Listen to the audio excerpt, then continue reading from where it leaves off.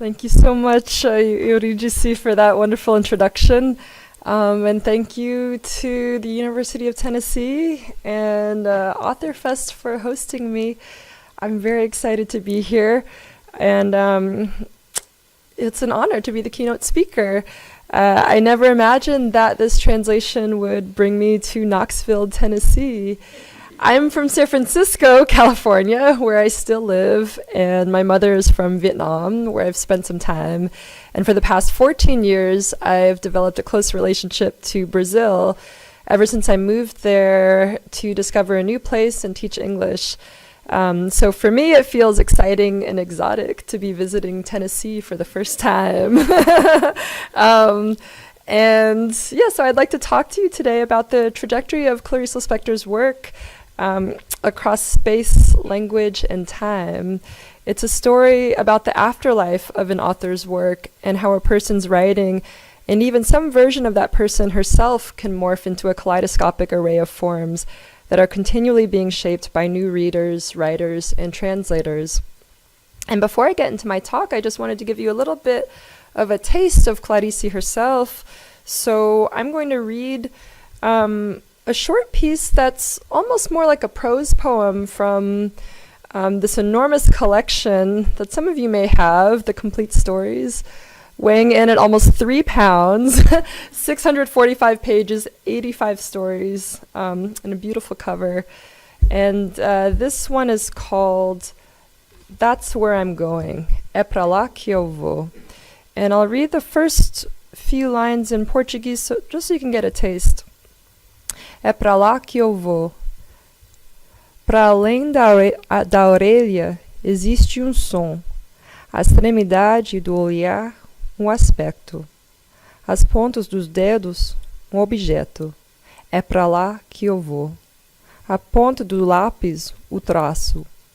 Onde expira pensamento, está uma ideia. Ao derradeiro hálito de alegria, uma outra alegria. A ponta da espada, a magia. É pra lá que eu vou. Beyond the ear, there is a sound. At the far end of sight, a view. At the tips of the fingers, an object. That's where I'm going. At the tip of the pencil, the line. Where a thought expires is an idea. At the final breath of joy, another joy. At the point of the sword, magic. That's where I'm going. At the tips of the toes, the leap. It's like the story of someone who went and didn't return. That's where I'm going. Or am I? Yes, I'm going. And I'll return to see how things are, whether they're still magic. Reality? I await you all. That's where I'm going. At the tip of the word is the word. I want to use the word soirée and don't know where and when.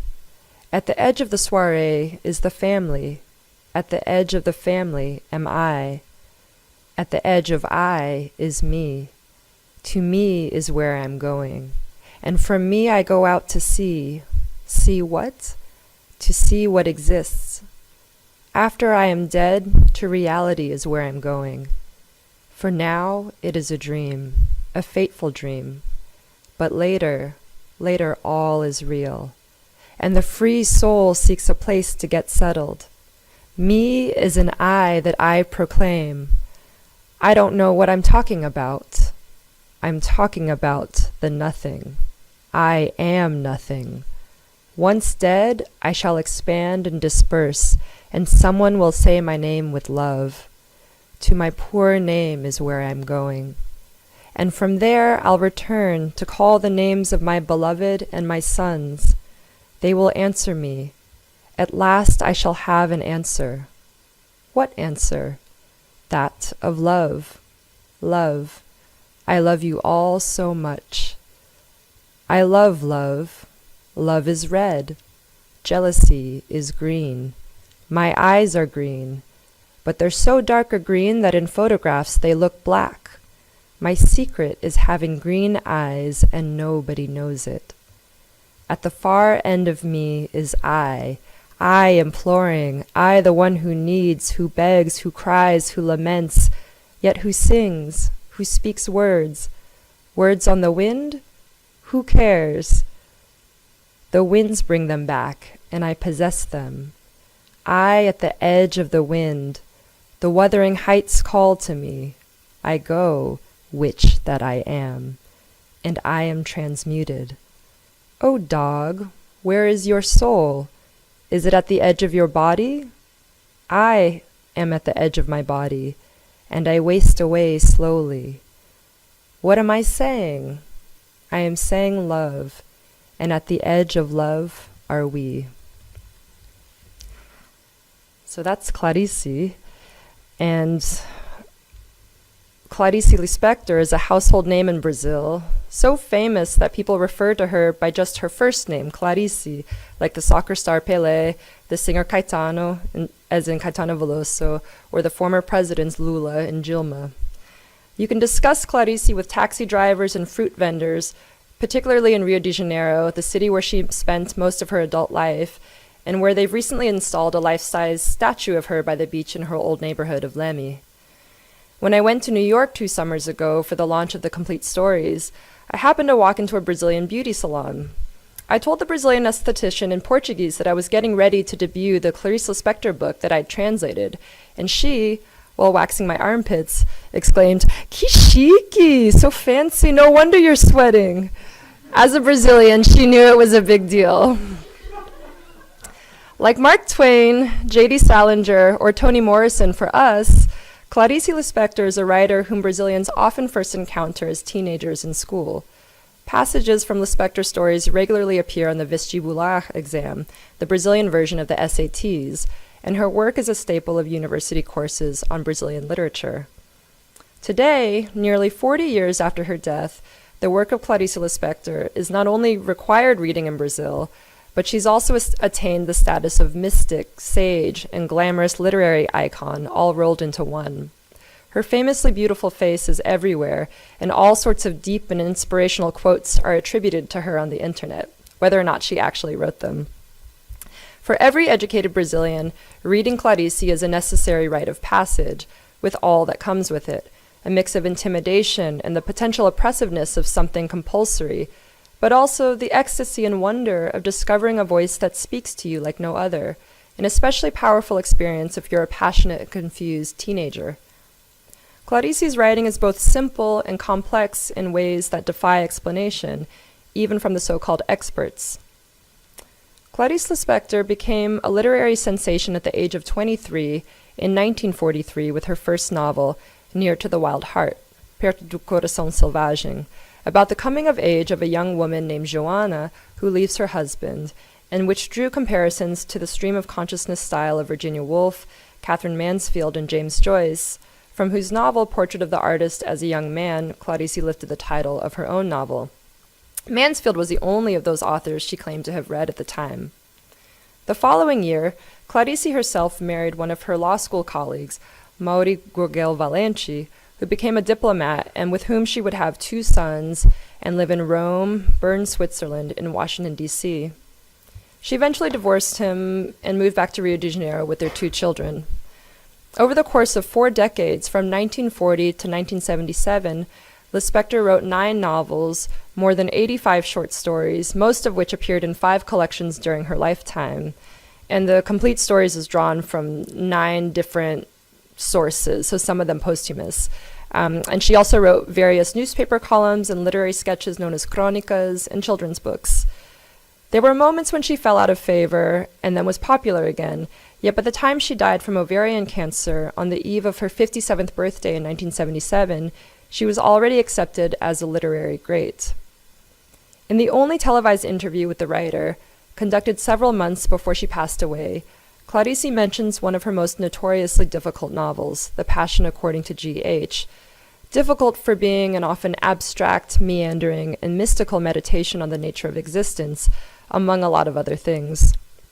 She says, quote, "A Portuguese teacher at Pedro II, an elite high school in Rio, came to my house and told me that he'd read the book 4 times and still didn't know what it was about. The next day, a 17-year-old girl, a college student, told me it was her bedside reading. Clarice then elaborates. Either it touches you or it doesn't. That is, I suppose that understanding isn't a question of intelligence, but rather of feeling and of entering into contact. To the extent that the teacher of Portuguese and literature, who ought to be the most equipped to understand me, doesn't understand me, and the 17-year-old girl reads and rereads the book. It seems that I benefit from rereading, which is a relief. End quote. When the interviewer asks if she thinks future generations will understand her better, she replies, I have no idea. I know that before, no one understood me, and now they understand me. I think that everything changed, because I haven't changed at all. As far as I know, I haven't made any concessions. What this exchange shows is that there are no ready solutions for how to read Clarice, and even less for how to explain her. Depending on how you look at it, she's either an impossible object of scholarly study or an endlessly renewable source of speculation and interpretation. There are a great variety of ways to enter into Clarice Lispector's work, to discover her anew at different moments in time or over the course of one's own life. Her work is playful and forbidding, deeply philosophical and slapstick, intensely psychological, yet very physical, often sensual, dramatic, but also plotless. One can view her as a late modernist, as a mystic, as a Brazilian, as the child of poor Eastern European refugees, as a foreigner and outsider, as the wife of a diplomat, as a woman, as a Jewish woman, as one of the first women to earn a law degree in Brazil. People often wonder if Clarice Lispector was a religious person. The frequency with which her writing invokes God might lead one to think so. She came from a Jewish family who fled to Brazil in 1922, escaping the pogroms in what is now the Ukraine, in a region known for an unusual concentration of Jewish mystics, as Benjamin Moser writes in his Lispector biography, Why This World? Her father and grandfather studied Holy Scripture, and she grew up going to synagogue in Brazil. Her childhood was marked by this family history, as well as the shadow of her mother's illness. Her mother died from complications related to syphilis when Clarice was only 10, a disease she had contracted in the Ukraine after being raped by Russian soldiers. Clarice's earliest work, from her teenage years, is already marked with an uncommonly mature seriousness, an urgent questioning of the universe and its logic. Clarice's own approach to faith turned away from religious orthodoxy and reflected a much more Brazilian form of syncretism. She read Kabbalah texts, but also took an interest in Catholicism. Growing up in the country with the world's highest population of Roman Catholics, and also took an interest in Afro-Brazilian religious rituals that mix Christian saints with African orishas. And you can see traces of this all throughout her various writings. She followed astrology and saw a psychic on a regular basis, like other women in her Rio de Janeiro social circle. Toward the end of Clarice's final novel, The Hour of the Star, the heroine Maccabea, a reference to the Maccabees, who led the legendary Jewish uprising against the Greeks, Maccabea goes to see a fortune teller. So there's a strong current in Clarice's work that embraces the divine alongside the magical, and the sacred with the profane, without fear of contradiction. And this has led to a hold on readers more akin to that of a charismatic cult leader, rather than simply a talented writer with a cult following. Clarice's spiritual explorations encompass a divergent set of beliefs, while rejecting anything that looks like doctrine, especially when it comes to rules of morality for women. In her writings, a mystical encounter with God can be just as transformative as encounters with a cockroach or a being named Ixtlan, who descends from Saturn to illuminate a prudish adult virgin with the power of her unleashed sexuality. That's in the story Miss Algrave. This openness is especially appealing to those with an excess of spirituality who find themselves caught between distrust of institutionalized religion and dissatisfaction with the secular world's propensity to disenchant the mysteries of existence. Clarice is often cast as a mystic seeking truths beyond language, as a sphinx posing a series of unanswerable questions, or as some kind of witchy woman. In one anecdote that gets told, one friend warned another, "Be careful with Clarice. It's not literature, it's witchcraft." Another famous anecdote is that Clarice was invited to speak at the First World Congress of Sorcery in Bogota in 1975. There, she mystified the international witches and warlocks with a reading of the story The Egg and the Chicken, one of her most puzzling stories, and one that on the surface has nothing to do with witchcraft. But it's there in other stories, as in the one that I just read, and in the fifth story, where a woman recounts mixing a potion of plaster and sugar to kill the cockroaches that march through her apartment on a nightly basis. She says, "I trembled with wicked pleasure at the vision of that double life of a sorceress." Translation plays a unique role in giving life to an author's work beyond its original context, and Clarice Lispector has had many lives in English over the past 50 years. Her writing is odd and challenging, and though she's now achieved the status of a great writer, as evidenced by her being the subject of Lispector Fest, of the Author Fest here, it was quite some time before people began to understand and appreciate her work in translation. It's hard enough to convince the gatekeepers of publishing capitals, New York, London, Paris, to embrace writers with unfamiliar styles, even when backed by the cultural weight of canonical literary traditions, such as literature in French, German, or Russian.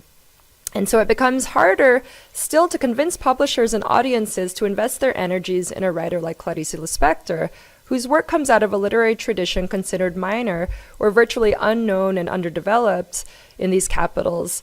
And even within this tradition of Brazilian literature, her style is less readily engaging than a writer like, say, Bahia and Jorge Amado, whose novels depict more vibrant and culturally recognizable characters and locales, or the kind of literature that someone would expect from the place that Brazil holds in their imagination. Given the challenges to publishing unusual work by unknown writers, it is unsurprising that the majority of earlier U.S. translations of Lispector's work was undertaken by university and small presses in the 1960s, 70s, and 80s. In 1961, the University of Texas published the first translation of a Lispector novel into English, The Apple in the Dark. In that case, the translator, Gregory Rabassa, was more famous here than the author, having translated several authors from the Latin American boom, such as Julio Cortázar, and who would later win fame by translating Gabriel Garcia Marquez's 100 Years of Solitude. At the start of the New York Times review of Apple in the Dark, when it was reprinted by a mainstream publisher, Knopf, in 1967, the reviewer situates Lispector through her connection to Rabassa as a known translator of Latin American literature, and connects her style to a particular kind of psychological novel. The 1980s saw another wave of Lispector interest through feminist critique, after the influential French feminist philosopher Hélène Cixous launched the first of several books rapturously elevating Lispector as the muse for Cixous' theory of l'écriture féminine, feminine writing. Cixous' attention led to a series of Lispector translations into French in the 1970s and 1980s by Des Femmes Press, focused on literature by women. In the multicultural context of the 1990s, when interest in world literature was on the rise, the publishers New Directions in the US and Carcanet in England put out further translations of Lispector's novels, short story collections, and chronicas. So by that time, Lispector was well known among those familiar with Latin American literature and feminist theory. She was also a solid cult favorite among the literary set and was taught increasingly in MFA courses, since along with the academics, it's the poets and writers who make it their business to sniff out undiscovered literary genius.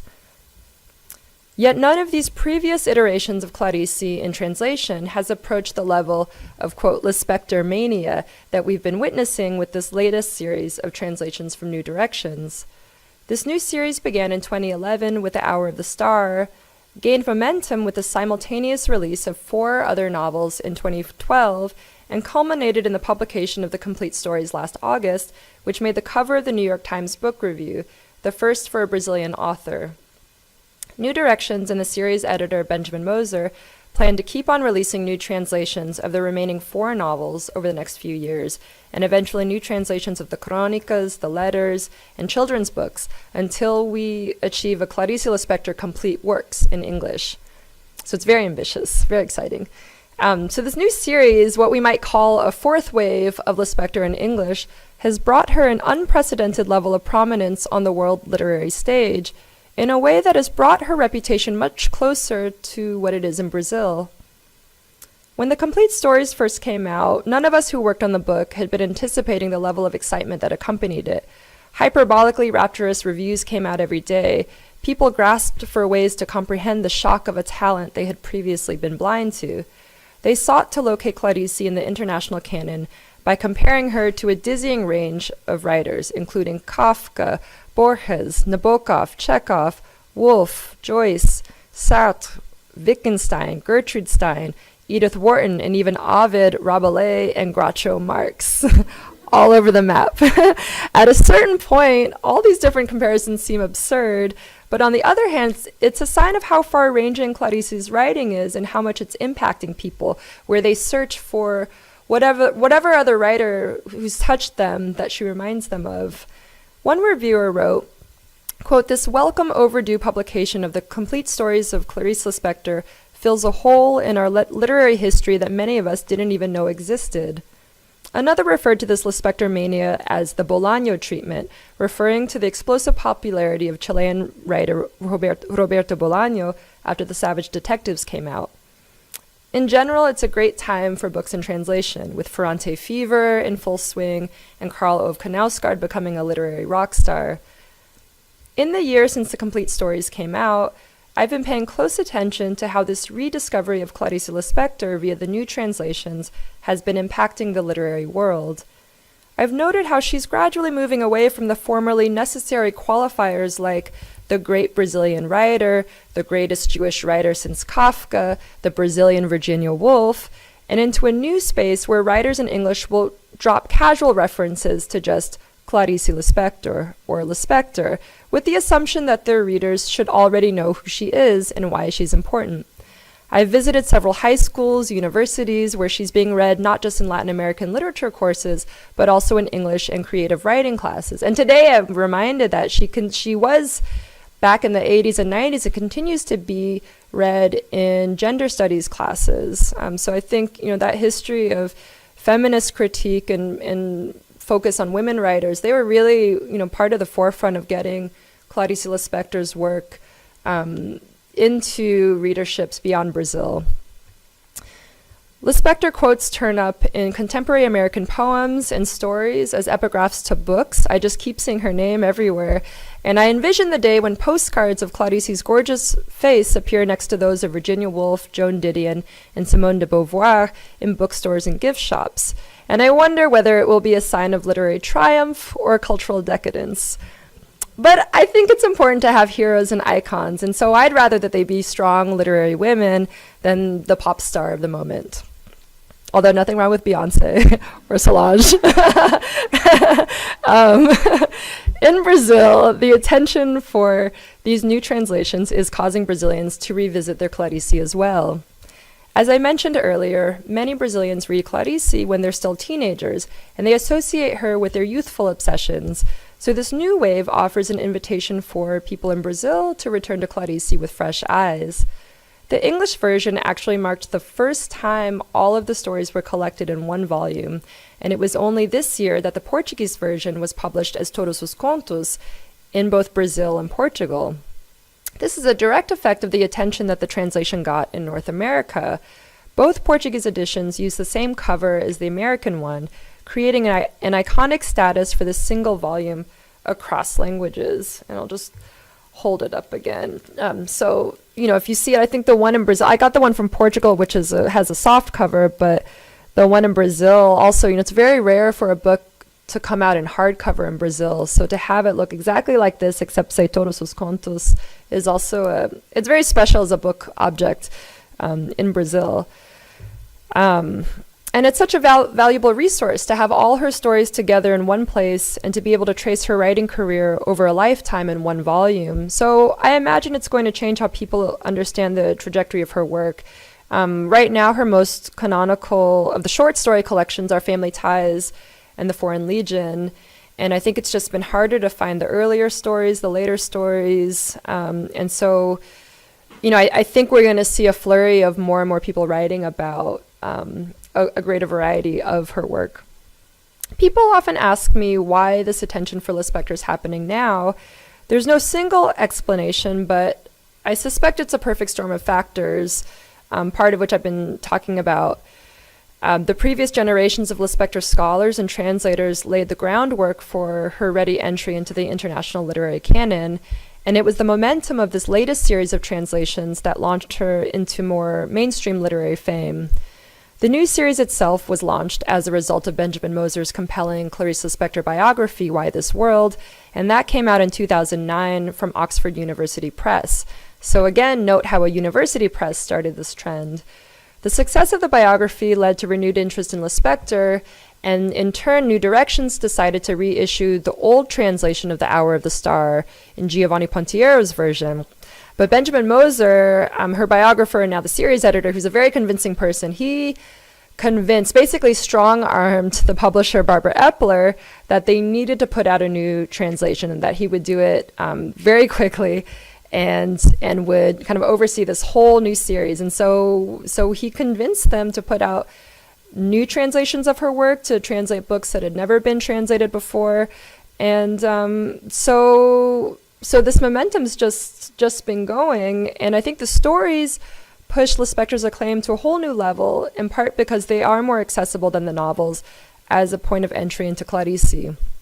On one hand, the stories share certain characteristics of the novels, like The Passion According to G.H. or Agua Viva, such as mystical, philosophical musings, passages that read like fever dreams, a certain noir feel, and intense psychological drama. Yet overall, they're also funnier and more down-to-earth than the novels, and they have more of Brazilian everyday life in them, especially in Rio de Janeiro. And there's also a lot about women's lives in these stories that draw me to them. They have a much stronger feminist edge as a whole than most of the novels. And just because she is so intense, those of you who've read her, she's very demanding. Even at her funniest, she's still very demanding. And so to be able to dip in and out of a very short piece, or just the 2 pages that I read, it gives you more breathing room than the novels and kind of, preps you. Whereas the novels, you just have to drop everything and just go into it for a week. And beyond that, I think there's something weighty about the complete anything. So, the complete stories. To hold the complete trajectory of this amazing writer's work in your hands, every story she published from the age of 19 in 1940 to her death at almost 57 in 1977 is quite remarkable. And finally, as I've said, the book itself is such a beautifully designed, fetishizable object that people just want it regardless of what's in it. It was on the New York Times list of 12 best book covers last year. And when the first book came out, I heard a story about a woman who got a car broken into in Oakland, and the only thing that was stolen was this book. So either we have literary thieves in the Bay Area, or, you just know that this is it's a good object. All of this said, I believe that the single most important factor in the rise of Clarice Lispector's literary star right now is the very different approach to translating her work that these new translations have introduced. I'm the 6th translator in the series, all of us working closely with the series editor, and so even from the start, although I didn't consult with the other translators, I always thought of us all as a team.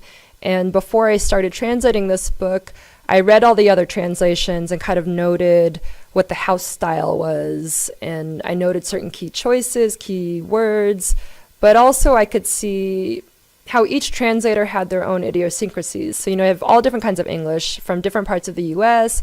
One translator's from England, another's from Australia. So there's a certain coherence to Clarice Lispector's voice in this series across our inevitable variations. And the ultimate goal in the new approach to these translations was to privilege Lispector's idiosyncratic style in contrast to previous translations. And these previous translations smoothed over her choices to create a fluid yet more conventional effect. So these new translations are much more attuned to the idiosyncrasies of Clarice's voice and even her punctuation. And she still sounds subversive and intriguing in the older versions. She still comes through, but I think in the new translations, she's just so much more startling and sometimes even upsetting or disturbing and original than in the older versions. Translations are often praised for their seamlessness, that is, for making it seem as if the work were originally written in the target language, so in English. Flow and harmony connect to a sense of naturalness and beauty associated with conventions of quote-unquote good writing. If these attributes belong to ideals of beauty and goodness in a major mode, then what these new translations are more attuned to in Clarice Lispector's work is an embrace of an aesthetic counterpart in a minor key, marked by a more deviant logic of interruptions, erratic movements, and jarring juxtapositions, held together nevertheless in a coherent voice. One example that comes to mind, in the story The Smallest Woman in the World, there's the explorer Marcel Prêtre. He smiles. He's upset by the smile of this African pygmy woman that he's been kind of just examining as if she were an object. And she smiles at him, and he smiles back at her. And in the story, not knowing to what abyss his smile responded to, and it's so strange, So he's looking at this smile, and it's an abyss, abysmo. There's no mistaking that. In the older translation, it's translated as he smiled back, not knowing to what charm he responded to. So kind of just erasing this like disturbing word, like, oh no, it must be like abysmo, abyss, it must just be a charm. She's a charming woman.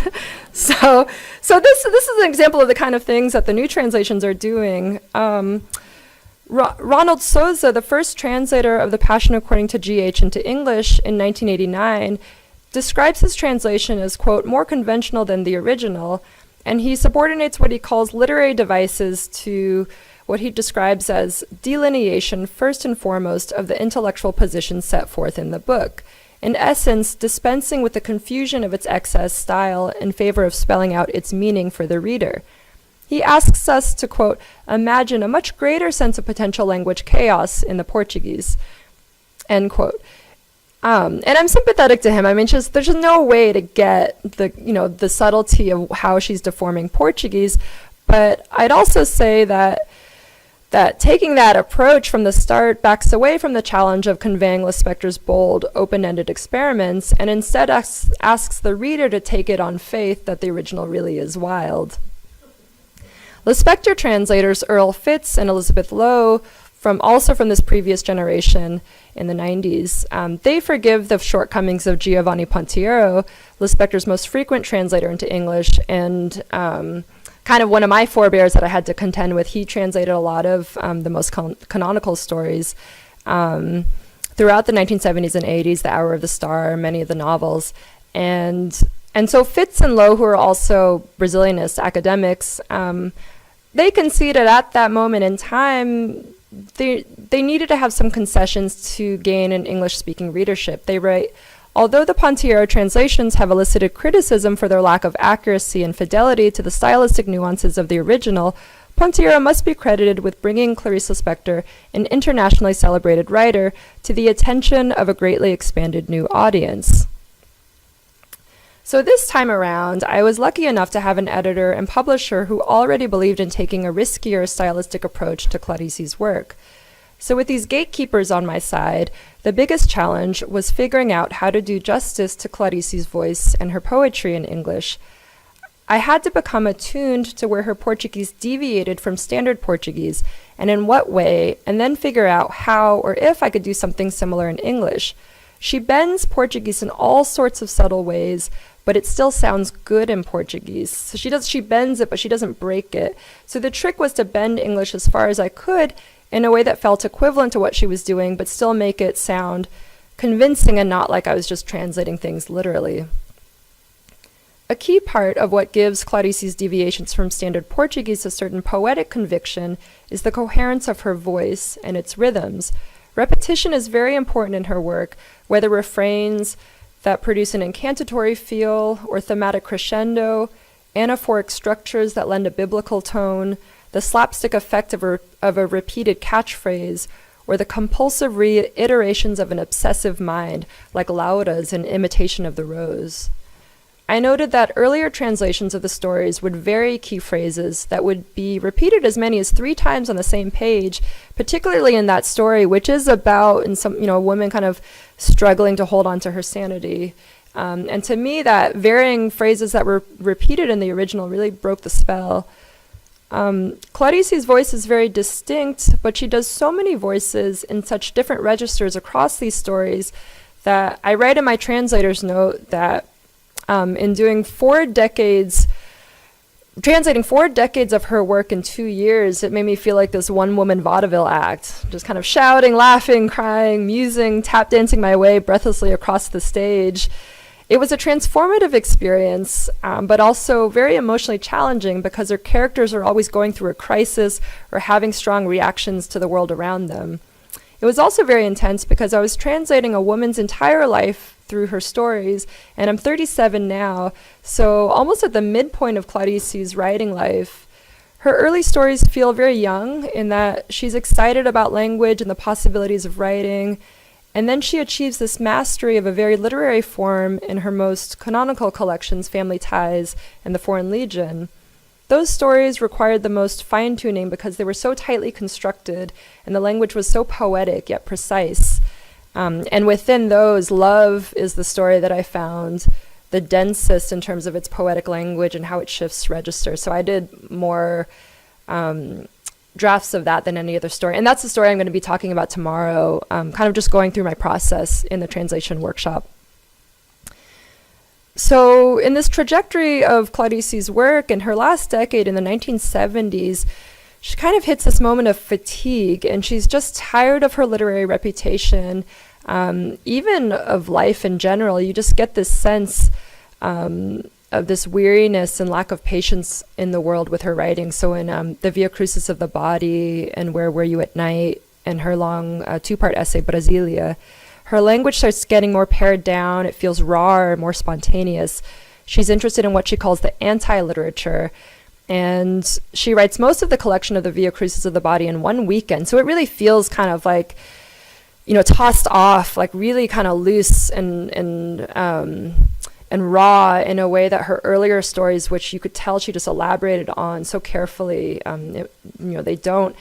And in this, the Via Crucis of the Body, I mean, it's really different. People thought it was trashy, it's pornographic, it's really queer. It's got all these kinds of women with women, a woman and her best friend who's a drag queen who are competing for the same man, and she just kind of gets pulpy and campy. And so, in the preface to it, she writes, "Someone read my stories and said, that's not literature, it's trash. I agree, but there's a time for everything. There's also the time for trash." And so, I was kind of doing her same voice, but across all these different registers. People always talk about how strange Clarice's language is, and I've been reading her in Portuguese for over 14 years, and I knew most of these stories really well before translating them. I've taught them at UC Berkeley and written about them as an academic, but it took translating her for me to really see on a deep level just how tricky she is. She's actually not that openly experimental on the level of the sentence, but she makes all these subtle distortions or uses words and punctuation in unusual ways that if you were reading very quickly, you would miss. So it's sometimes only in translating her that you see she's doing all this really crazy stuff on a really on a level that you kind of get subliminally if you don't have to pause and make sense of everything. And the context doesn't always tell you what she means. So sometimes it's actually easier to read her if you don't speak Portuguese that well, because you kind of miss these little extra endings that she's switching up, or she's using the wrong preposition in a really bizarre way. But, if you're coming to it from Spanish, say, you probably miss it. Or, sometimes she writes things that sound like idioms but don't actually exist in Portuguese. So some examples of this, sometimes I could preserve things. So English and Portuguese are close enough sometimes that certain phrases are the same. So, for example, the elderly matriarch in Happy Birthday, she disdains her offspring as carne do meu joelho instead of carne da minha carne. So literally, instead of saying flesh of my flesh, she calls them flesh of my knee. Like, they're not even good enough to be flesh of my flesh. They're just flesh of my knee. She's turning 89, and she's there sitting at the head of the table, and there's this birthday cake, and everyone's pretending to get along. It's totally dysfunctional family. She's just like sitting there hating everyone. She's like, carne do meu joelho. And the earlier translator just translated it straight as flesh of my flesh. But you know, she kind of just does this little tiny detour, so you have to catch it. Elsewhere, I thought that queixo fugitivo might be a known idiom, and it's just a description of a man with a fugitive chin. And I thought, what does that mean? Like a weak chin? Or that's great, but you know, maybe it's so perfect. It sounds like a thing that people just say. And so, you know, I had part of my research was just going online and Googling things and just talking to all my Brazilian friends. Like, no, like queixo fugitivo. That's it. Another one is ponto de trigo, so point of wheat, as in gluten, the harvest. She says, nunca pensei que o mundo e eu chegássemos a esse ponto de trigo. I never thought that the world and I would reach this point of wheat. And, you know, your biggest fear as a translator is that you're going to miss some kind of basic idiom that everybody in the country knows, and you just, you know, you translate it literally because you just didn't grow up there. And so I asked everyone, I thought, what does this mean? Like point of maturity, point of harvest? But without evidence that it was a known idiom, nobody knew it. You just have to let it be. And point of wheats, it's a beautiful image. And it turns out, I was interviewed by this Brazilian magazine, Época, and I told them this story, and they said, yeah, I don't know what that is. And they went and interviewed her Ukrainian translator. So she's recently been translated into Ukrainian, and he said that's a Ukrainian idiom, and it means something like, you know, point of maturity. And so, and according to him, every time you see these kind of images of waving wheat, it's like, that's the Ukraine.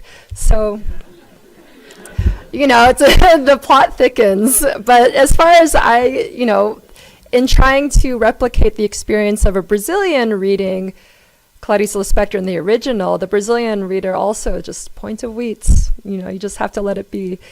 In another very Clarician trick, she adds a syllable to a word so that a woman falling asleep fantasticava, fantasticava, instead of fantasiava, fantasiava. So I just mussed up the English a little bit and wrote fantasticized, fantasticized. But, you know, it's risky as a translator when someone's not openly experimental on everywhere, because the whole story, this is daydream and drunkenness of a young woman. Most of that part for that whole page, nothing else is different. So you're just kind of like doing something really strange just for one word, and you're not even sure why. So I can see why earlier translators, you know, who didn't have all this cultural capital behind them of this being a new translation of a really important writer, you know, might have backed away from that. And at one point she turns the verb morrer, to die, into a transitive verb, eu te morro. So I just followed her lead and wrote, I die you, as in, oh, how I love you, and I love you so much that I die you. So for me, Clarice, sometimes I don't understand what she's doing, I just do it, but other times, you know, she's very deliberate about the moments in which she uses unexpected words or grammar to disorient the reader in a moment of a story that itself is about disorientation. So again, tomorrow I'm going to talk about these moments in love where the language starts to break down and she puts all these commas in that were taken out in a previous translation. And for me, it's this moment when this woman, Anna, she steps off the tram and her world is disintegrating, and the language on the page also is starting to kind of do weird things, not breaking apart, but just, you know, commas where they don't seem to be needed. And no comma when you think you would need one. For me, who came to Clarice first as a reader living in Brazil, then as a part-time student at the Catholic University in Rio, PUC, and later as a PhD student and aspiring scholar, and finally as her translator, this process of getting to know her writing across Portuguese and English has been a journey of continual rediscovery. My first encounter with Clarice was in 2003 when I was living in Rio de Janeiro and teaching English at a private school, Britannia. And I'd been living there for 9 months, and my Portuguese had gotten to the level where I could graduate to adult literature. I started off reading comic strips, Turma da Mônica, which is kind of like Peanuts, And I was reading Lemony Snicket translated into Portuguese. So, it's actually a good way to learn a language is to read something translated into that language, because you kind of can see through into your native language. Like I could see through into the English past the Portuguese, and it wasn't as complicated, something originally written in Portuguese would have been. And so at that time, I was learning, I spoke French, and I just asked my friends what Brazilian female writers I should know, and Lispector's names kept coming up. And so I went to the very chic Livraria da Travessa in Ipanema, and I picked out The Passion According to G.H., which is probably her most difficult book, like definitely the craziest. I don't envy Idrinovi for translating it, because I would have gone insane translating it. But, I liked the name, and so I took it to the Amazon. There was, the holiday break, and we took this trip to the Amazon, and I just was on this ferry boat on the Amazon River for 3 days from Manaus to Belém, and just reading this book that, it's the story of a woman wandering around her apartment, who, she kind of in the door of her wardrobe, like kills a cockroach. She kind of bangs it in distress, kills this cockroach, and then picks it up and tastes it, and then she just has this kind of primordial journey back to pre-existence. It's a very difficult novel to describe, but it is about the nature, kind of like losing the boundaries of your body and becoming one with becoming cockroach. And so I'm reading it in the land of giant insects, and just there's huge beetles flying past, and I'm in this hammock and I'm in the Amazon. It's so crazy, and I just thought, what is this delirium? And I thought that it was my Portuguese. I didn't understand. I understood maybe a third of it. And yeah, but I was hooked. And so I went back to PUC the next semester, and I read her stories in a Brazilian literature class. And so that's when I realized, okay, it wasn't just me, it's Clarice. But yeah, so my journey with her kind of started this way in the Amazon. And then I went back to the University of California, Berkeley, in 2005 for a PhD program in comparative literature. And that's when I started approaching her more as a scholar, and reading her and writing about her in a more formal context. And then I went back to Rio again. So I would go back in the summers, every summer. And then I went back in 2011 to 2012, I was in Rio on a Fulbright fellowship, and that's how I met Benjamin Moser, the series editor, and we kind of hit it off and had similar ideas about how to translate her. And he saw my work come out in Granta, and a year later, he asked me to translate the stories. And so, it's kind of this dream job. So Eurídice said that my dissertation actually doesn't have any Clarice Lispector. That was not the plan. She was my last chapter. But I got kind of sidetracked for 2 years of translating this book. So from 2013 to 2015, this book was my life. I had a campus job, but it really was just so intense immersion in this book. So by the time I finished it, the book came out in August 2015. I turned in the manuscript really close to the publication date.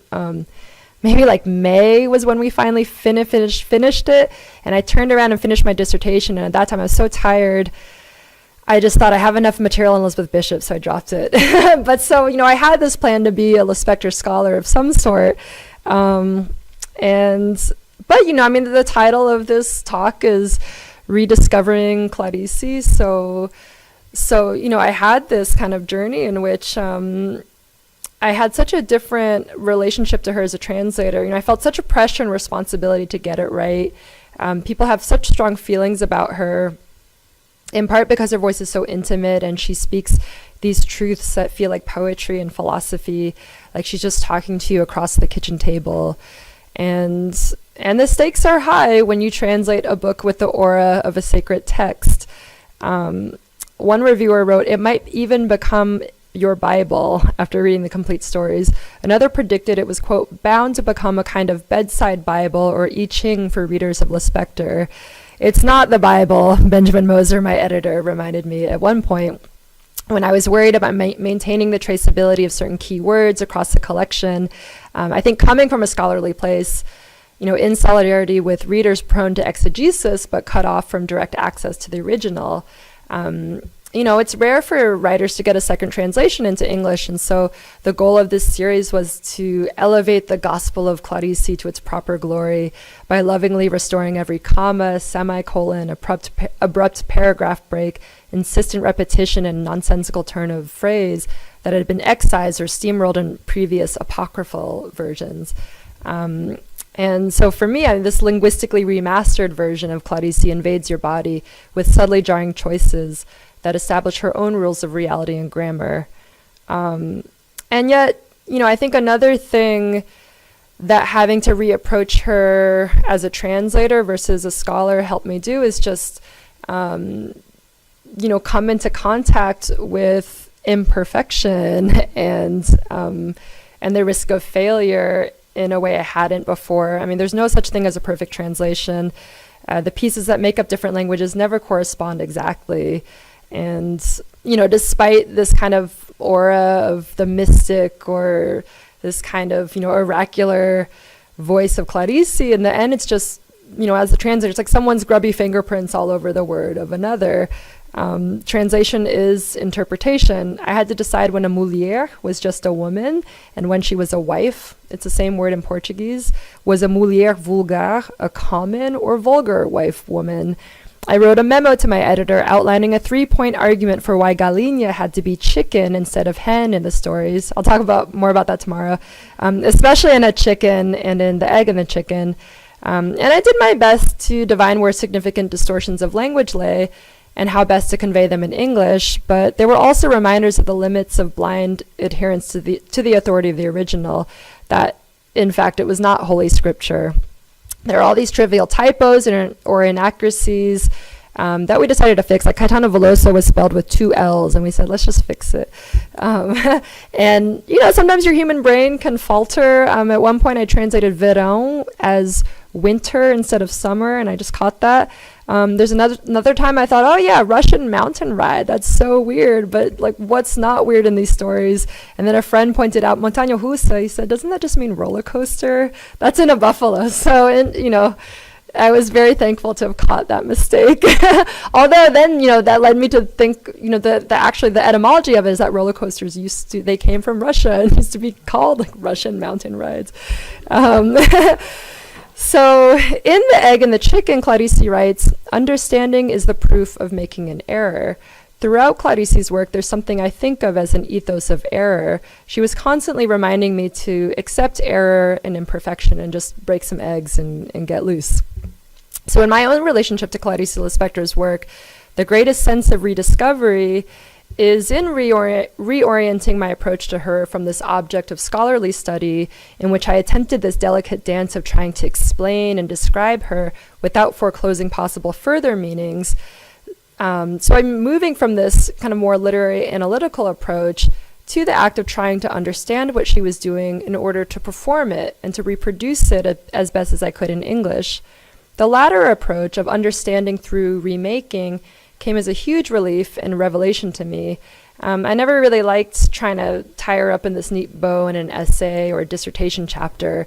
It always felt kind of, I think people should do it, but to me, it always just felt kind of off. And so for me, I felt a lot more comfortable translating her. And it's, I think, inhabiting her and interpreting her in a way that feels more intimate and intuitive to me.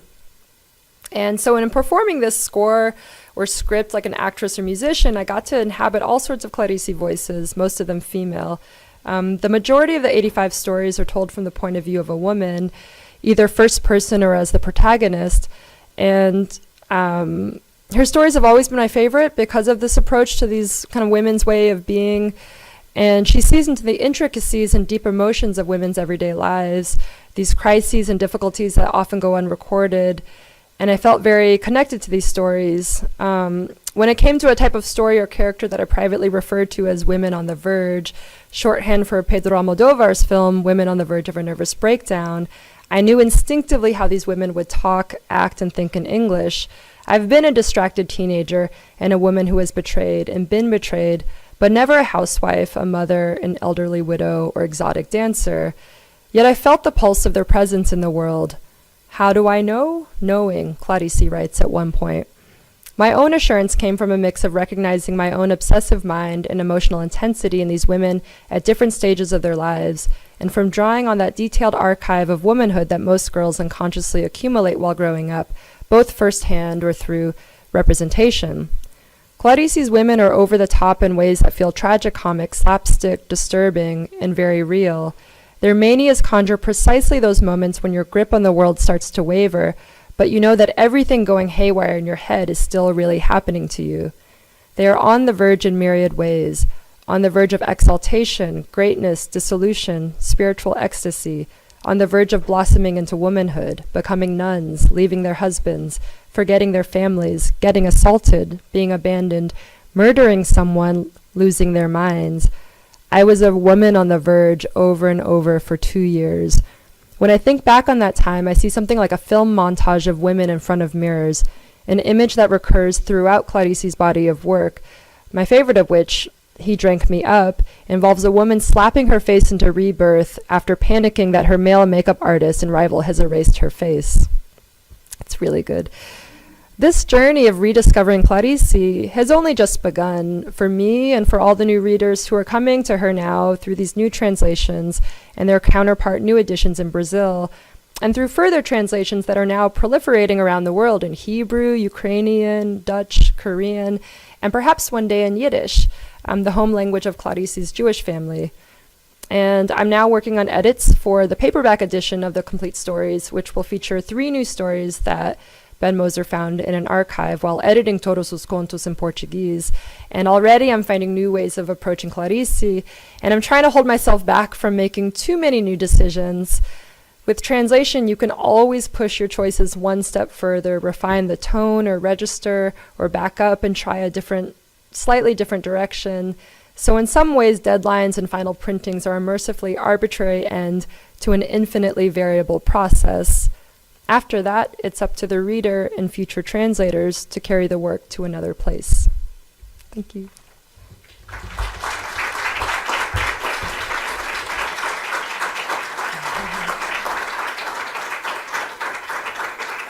Thank you very much.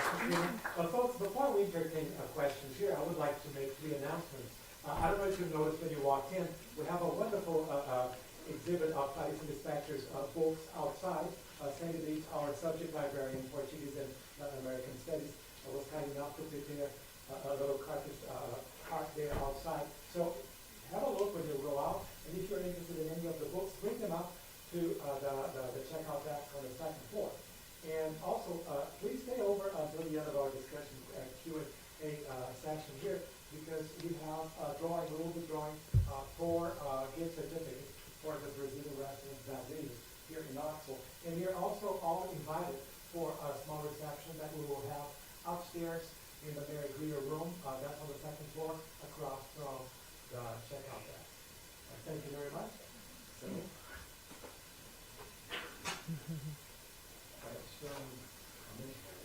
first, thank you so much for this fine talk and your wonderful way to deal with Clarice and all that entails. Yeah.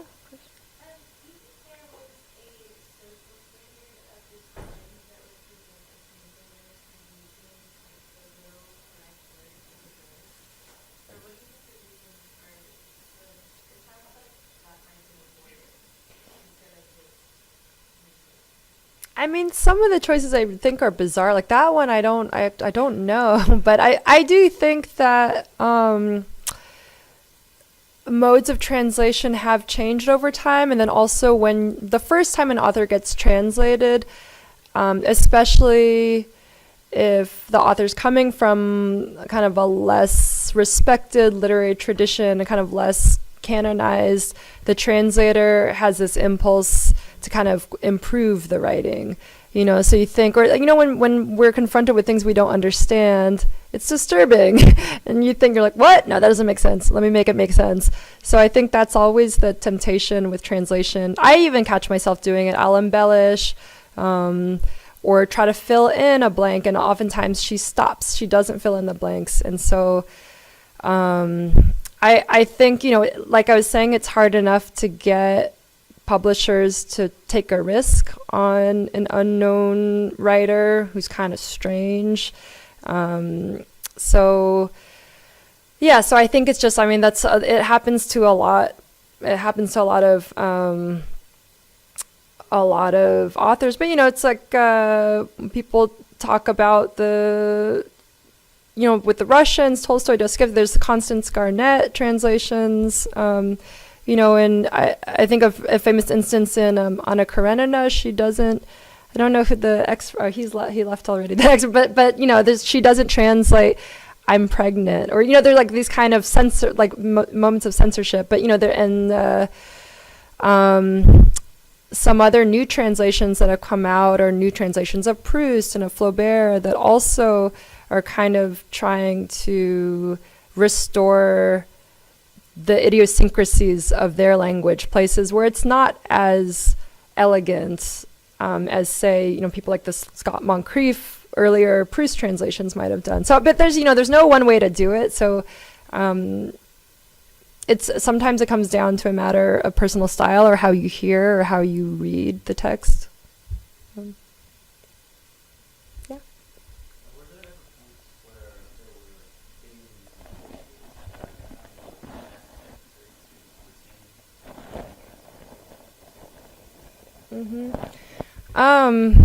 things Sometimes like the carne da minha carne, you can just do it because it's the same idiom.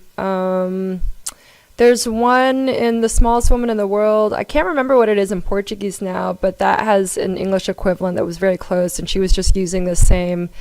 It's like an ounce of prevention is worth a pound of cure. But I tend not to try to I don't try to reach that far for an English idiom that's equivalent. I prefer to translate something if it makes sense. Like there's another story, The Foreign Legion, where she kind of also twists this idiom that's something like, give a monkey your hand or your arm and he'll go up. It's like, give a monkey your hand and he'll take your arm, and she says, give him your monkey the arm and he'll go to your head. He'll like jump up onto your head. But I just thought it was such a great, it gets the point across. Like, it's like give someone an inch, they'll take a mile. But I actually liked it with the monkey in it, so I left it. So that's where, on the one hand, as a translator, you're handcuffed to this other person. You're really at the whim of the original writer. But on the other hand, you do have these little moments of power where you can make that interpretive decision. So, yeah. But slang definitely is the hardest. Idioms and slang are really the hardest to make sound convincing. Yeah. Yeah. I think you somewhat hinted at this, but I've read in a couple of places that she's perceived by some as an almost primal, unlettered writer, like a writer that does not read. Yeah. And I was curious, if you could talk about where that perception comes from, and if she ever consciously did anything to reinforce that. Yeah, that's such a great question, really relevant for her. It's contradictory. So, she was one of the first women in Brazil to get a law degree. It's amazing. 1944, she was and she was a journalist. She was a rising journalist. She has a heavily annotated copy of Spinoza, the Ethics. And, if you in the earlier work, there are references to Hegel, to Spinoza. Very sophisticated reader, very intelligent and lettered, very erudite. And her Portuguese in the beginning also is very, it's very formal. She uses constructions like lho, L-H-O, which is more common in writing from Portugal. But, it was very kind of grammatical and correct. And toward the end of her life, she backed away from that. She was always kind of, you could never get a straight answer from her. And she said, I never read Woolf, never read Joyce, but she probably did. Later, actually, she does write about, she makes a reference to Shakespeare's sister, to this figure in Virginia Woolf's A Room of One's Own. That was much later. But she kind of took this anti-intellectual stance toward the end of her life. So she actually cultivated this image of her as an anti-intellectual writer and someone who just kind of, communed with the universe and pulled these great truths out. So she kind of cultivated that herself. But, it's like Elizabeth Bishop wrote about her, oh, she's this kind of naive writer. She never cracked a book in her life, and it's not true at all. So, yeah, it's a complicated answer, but I would say that like she was very intelligent, very educated, but she also chose to look past that and to try to find answers that were beyond kind of rational thought, rational investigation, and even just, rational use of language. So, but in front of you, there's another. Yeah. Did you find yourself like a lot of times, like if you were like translate, like let's say the first 10 chapters and then get to like the 11th chapter, and as you're translating, then find out a different thing about the book that you didn't know beforehand? Cold in here. It's like 90 degrees outside and like freezing. Yeah, that's what made this book. It was like so difficult because there were so many stories and it goes over the course of her whole life, and I was doing the whole book. But also I think that I got to this place where I got to know her work so well that I would go back and change certain words based on later things that would come, or think I had this crazy Excel spreadsheet where I kept track of keywords. I mean, it's silly to be like a robot and translate the same word exactly the same way every time, because depending on the context, it falls in different ways. But there are certain words that are very key, like malestar, which is very difficult. I translate it as distress. Every time I saw malestar, it would be distress. And, that can be kind of discontent, malaise, but it's somewhat kind of like physical and psychological distress. But, sometimes, I would get to, I was doing a collection by collection. So I would finish a whole collection and do all the stories in that, send it off to my editor, and then work on the next collection. And in the editing process, I think it helped me kind of congeal everything. And, at a certain point, the Excel spreadsheet got just like too high concepts to actually really use. And I had kind of internalized it, this kind of list of key terms in my head by the end. So, yeah.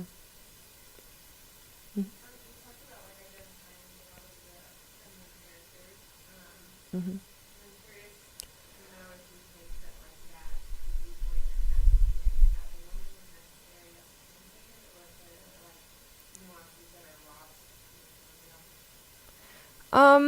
The also really great question. It's always a question, can women write male characters? Can you write outside your identity? And the answer is, of course you can, but it'll have different resonances. So I think I was really glad that a woman did the stories, and, I was glad to be the woman to do it. And I think for me, it's because the stories in particular have so much to do with women's everyday experience, and like I said, they have this feminist edge to them. And there were certain words like something like in a story, she went to go do the shopping, and that means, as a woman, you're like, oh, she's going to do like the errands, like buy the groceries, and my editor changes it, she went to go shopping. This is not, she didn't go shopping. She's like busy as a mother, so it's like, and just little, things about makeup, or just like resonances of certain words, things with clothing. My mother's a seamstress, so there's a story about a seamstress, and so I kind of knew the language in that. But I do think it's, so for me, I think I got the kind of language of women's everyday lives and kind of internal lives. I had that down. I felt really confident about that. The place where I had to dig a little bit more was the religious language. So I grew up in a very secular household, Protestant and Catholic, but, went to church maybe like Easter. And so her, even though, Benjamin Moser makes an argument for reading her as a Jewish writer, and I think that's definitely there, but it's more kind of underground. But her work also is so Catholic. So there's so much Catholic terminology. And even the Via Crucis of the body, I'd ask my friend, do you call it Stations of the Cross? Via Crucis, it's Stations of the Cross, but to say the Stations of the Cross of the body is an awful title. So I think that, maybe someone who had grown up in a more religious context, because there was, would have gotten some of those in a more intuitive way. So, it's like we all bring our personal relationship to language and references to the work. There was There's a story called It's Better Than to Burn, and I think I had it as better than burning, but it comes better than to burn. So I can't even. It's I think it's from St. Augustine, but basically the publisher, who was raised Catholic, recognized it immediately, so we changed it. So yeah. Yeah. The Portuguese part. Yeah. I was wondering about. Well, she had a speech impediment, the way Yeah. she talks in that last interview. Yep. At times I thought she was mixing northern accent with a southern accent. Mhm. Maybe thought was her being a foreigner, but she came to Brazil so young. Mhm. Do you find that that also had a way in her diction to sort of confuse verbiage or extend things or change words? Yeah, so that's, she's often referred to in Brazil, or just seen, as a kind of foreigner, and she had this speech impediment, lingua travada, like tongue tie, and so she kind of had this kind of strange, almost lisp, or just, different way of speaking, and people would always call it an accent. She would get really angry and say, no, I'm Brazilian, Portuguese is my native language. I mean, she arrived in Brazil before the age of 2. So really, that's Portuguese was her native language. But I believe it's likely they spoke Yiddish in the household in parts, or just she was exposed to it. And actually, I've had a friend ask or think about, do you think that Yiddish inflects some of the humor or some of her writing? And I said, I don't know, but we were talking, actually, she speaks Yiddish, and we were saying we should translate this into Yiddish together. But I do think that growing up in a household of immigrants affected her language. My mother is from Vietnam, and my whole, that side of my family were all refugees. And so I grew up always never taking English for granted as the only language, or just always having a relationship. English is my native tongue, but, I always had a relationship that was slightly outside of English. And so I think when you grow up speaking another language or being exposed to that or another culture like she did, you can dominate the language that you grew up in, but you're presented with other options for how to use it. So I definitely think that affects the originality of her Portuguese. Mm-hmm. I think for the non-initiated, for those who have never read Clarice, what would you recommend as a starting point? The stories. It's true, though. I'm obviously biased, but, for so many years I wanted to recommend her to people, and I wanted them to read the stories, but for different reasons I wasn't that satisfied with what was out there. Elizabeth Bishop translated 3 of the stories, and I love those. But I just think the stories are the best way into her because they're short, and they're like tiny roadmaps to the bigger stuff. I mean, it really depends on your style. I do think of the novels, though. People tend to read The Hour of the Star, her last novel, and Near to the Wild Heart. Both novels have more of a plot to hang on to than some of the other novels. I mean, it just depends. But I think the stories, Family Ties is my favorite collection. Mm-hmm. Outside, if you're interested.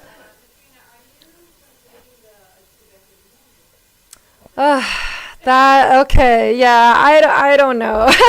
That's Discovering the World. So that's a collection of her crónicas.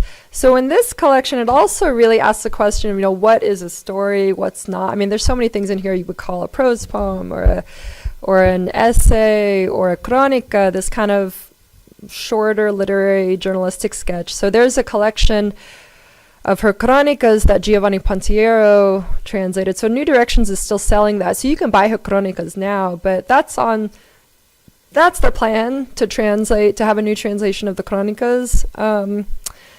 I'll say this really shut down my life. I mean, transformative, it's amazing. I'm getting to travel with the book, but it took so much out of me, and she is so intense, and it was an intense experience working with Ben that I don't know if I could go back there again.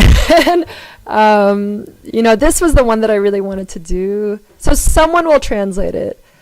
I don't know if I will. I'm about to do Makunaima, the hero without a character, which is so different from Clarice, but really experimental, crazy book, partly in Tupi, the indigenous language. It's just insane. So that's going to be a really crazy journey. And after that, I think I'm out. I mean, I'll still translate, but I think these are the two really difficult books that I will do. And then I would like to do more of my own writing, and yeah. And then, of course, when Yeah. you decide to do a marriage andrade author's test, we will invite you. Yeah. Well, thank you, everyone. Thank you for being here with us. And don't forget, we have a reception upstairs. Now, Vanessa will do the drawing out for the four gift certificates from Brazil. Thank you. Great, thank you.